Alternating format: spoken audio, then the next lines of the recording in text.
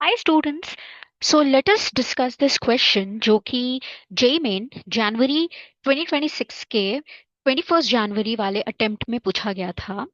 And इस question में क्या पूछा जा रहा है? इस क्वेश्चन में पूछा जा रहा है कि there is a molecule C5H11Br जो कि रिएक्ट करता है aqueous KOH से without rearrangement and how many optically active compounds are formed. So basically सबसे पहले अगर आप देखो तो C5H11Br इसका रिएक्शन करवाना है aqueous KOH। पहले इंस्टेंस में ये रिएक्शन देख करके हमको क्या समझ में आ रही है कि ये रिएक्शन जो है वो न्यूक्लियोफिलिक सब्स्टिट्यूशन लग रही है ना। एंड विदाउट रीअरेंजमेंट करना है तो बेसिकली इसका मतलब हमें यहाँ पे SN2 टाइप की रिएक्शन करनी है जहाँ पे डायरेक्टली हमें प्रोडक्ट्स बनाने हैं। ठीक है। और यहाँ पे होगा क्या? ऑब्वियसली यहाँ पे अल्कोहल बनेगा, है ना। Br को हटा करके हमें क्या लगाना होगा? C5H11OH। ठीक। सो अब क्वेश्चन ये पूछ रहा है कि how many optically active compounds are formed. So इस क्वेश्चन में सबसे अच्छी चीज क्या है, या फिर हम बोल सकते हैं इस क्वेश्चन को सॉल्व करने का तरीका क्या होना चाहिए कि हमें C5H11Br जो है वो उसका मॉलिक्यूलर फॉर्मूला दिया हुआ है, हमें इसका स्ट्रक्चर तो नहीं पता, राइट। क्योंकि C5H11Br मॉलिक्यूलर फॉर्मूला के बहुत सारे स्ट्रक्चर्स बन सकते हैं। सो पहली चीज हम क्या कर सकते हैं, अगर आप इसका डिग्री ऑफ अनसैचुरेशन निकालो X+1 -Y, और क्योंकि हैलोजन है तो इसमें ये हम ऐड कर देंगे हैलोजन को, है ना, Br/2। यहाँ पे x क्या है? नंबर ऑफ कार्बन, और y क्या है? Number of hydrogens. तो अगर आप इस फॉर्मूला में इसको फिट करो, this comes out to be, क्या मिलेगा हमको यहाँ पर? एक ब्रोमीन है, राइट। तो ये आएगा 6 और ये आएगा 12/2, मतलब 6 मतलब 0। डिग्री ऑफ अनसैचुरेशन 0, मतलब यहाँ पे कोई भी पाई बॉन्ड या रिंग वाला स्ट्रक्चर नहीं बनाना है। तो मतलब it's an open chain structure, है ना। ओपन चेन स्ट्रक्चर C5H11Br का क्या बन सकता है? 5 कार्बन है, तो सबसे पहले तो मैं ये 5 कार्बन की चेन बना दूं। Open chain structure 5 carbon. तो 5 कार्बन में एक तो ये एन पेंटेन बनेगा, फिर दूसरा इसका क्या बन सकता है? दूसरा इसका क्या बनेगा? एक 4 कार्बन की रिंग और एक कार्बन को साइड चेन में लगा दिया, right. So this is 2 methyl butane. और कोई स्ट्रक्चर इसमें पॉसिबल है? इसमें हो सकता है हम 3 कार्बन की रिंग ले लें, और अगर 3 कार्बन लेंगे तो 2 कार्बन को हमें साइड चेन में लगाना पड़ेगा, राइट। तो ये हमारे 3 पॉसिबल इसके स्ट्रक्चरल आइसोमर्स मिल रहे हैं हमको, है ना। Any other structure for C5H11Br? 5 carbon की स्ट्रेट चेन, 4 कार्बन की चेन, एक सब्स्टिट्यूएंट, राइट, और उसकी एक ही पोजीशन पॉसिबल है। एंड देन 3 कार्बन की चेन और 2 सब्स्टिट्यूएंट्स। तो ये 3 स्ट्रक्चरल आइसोमर्स मिले। अब हमें ब्रोमीन की पोजीशन यहाँ पे लगाएं। देखो, ब्रोमीन को जो भी पोजीशन आप लगाओगे, अभी ब्रोमीन की यहाँ पे कितनी पोजीशंस पॉसिबल होगी? एक ब्रोमीन यहाँ लगा दो या यहाँ लगा दो, राइट। दूसरा ब्रोमीन यहाँ लगा दो या यहाँ लगा दो, एंड तीसरा ये। तो इसका मतलब यहाँ पे हमें 3 पोजीशंस मिलने वाली है। एक तो हमें ये मिलेगी, दूसरी हमें क्या मिलेगी? ये मिलेगी, और तीसरी हमें क्या मिलेगी? ये मिलेगी।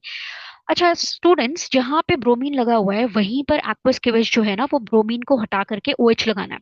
तो हमें यहाँ पे ऑप्टिकली एक्टिव निकालना है, और ऑप्टिकली एक्टिव में कोई फर्क नहीं पड़ने वाला, Br लगाओ या OH लगाओ। So I am just writing Br। अगर ऑप्शन आप देखोगे तो प्रोडक्ट्स में OH लगाना है, and it won't make any difference. जो भी ऑप्टिकल एक्टिविटी Br की वजह से आएगी वही OH की वजह से आएगी। सो ये सेम स्ट्रक्चर से भी हम आंसर निकाल सकते हैं, राइट। अभी यहाँ पे इसके कितने स्ट्रक्चरल आइसोमर्स पॉसिबल है? देखो, ये दोनों पोजीशंस पे आप ब्रोमीन को लगा दो, एक यहाँ से मिलेगा, दूसरा यहाँ से मिलेगा, तीसरा यहाँ से मिलेगा, एंड फोर्थ हमें कहाँ से मिलने वाला है? फोर्थ हमको यहाँ से मिल जाएगा, राइट, ये इस पोजीशन से मिलेगा। तो इसमें 4 हमको स्ट्रक्चरल आइसोमर्स मिलेंगे। एक तो हमको मिल गया ये Br, दूसरा हमको क्या मिला? Br जो है यहाँ लगा दिया। तीसरा हमें क्या मिला? Br की पोजीशन हमें तीसरी क्या मिलेगी, जहाँ पे हमें ये क्रिएट करना होगा। So this is our Br, हमने लगा दिया यहाँ पे, एंड लास्ट जो Br है वो यहाँ लगा। एंड देन लास्ट इस वाले से हमें ये चारों कार्बन अगर आप देखो तो आइडेंटिकल है, राइट। तो आप इसमें सिर्फ एक ही पोजीशन मिल सकती है Br के साथ, और वो क्या होगा हमारा? वो हो जाएगा दिस वन। मतलब यहाँ पे Br, किसी भी कार्बन पे Br लगा दो। अब क्वेश्चन क्या पूछ रहा है? क्वेश्चन पूछ रहा है कि इसमें ऑप्टिकली एक्टिव कितने बनेंगे। तो ऑप्टिकली एक्टिव देख लेते हैं कि किसके किसके पास काइरल सेंटर्स हैं। इस वाले कार्बन में, इस वाले कंपाउंड में कोई भी कार्बन या कोई भी एटम हमको काइरल दिख रहा है? नहीं दिख रहा। Do we have in this? Yes we have in this. यहाँ पे हो जाएगा। इस वाले कार्बन को आप देखो, ये CH3H, ये Br, और ये पूरा का पूरा ये जो ग्रुप है ये डिफरेंट हो गया, तो ये काइरल है, एक ऑप्टिकली एक्टिव मिल गया। Do we have in this any chiral centre? No we don't have. इसमें कोई भी काइरल नहीं है। इस वाले में अगर आप देखो तो इसमें क्या होगा? ये वाले कार्बन पे क्या लगा हुआ है? Br, और यहाँ पे इसके पास 2 हाइड्रोजन है। What about this carbon?